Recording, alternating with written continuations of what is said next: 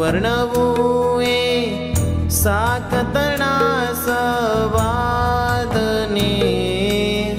रमा राधिका ते डोलावे शीसजो भव ब्रह्मासुर ने तो स्वप्ने नव मळे प्रेमानंद ने पीरसे नित्य जगदीश जो।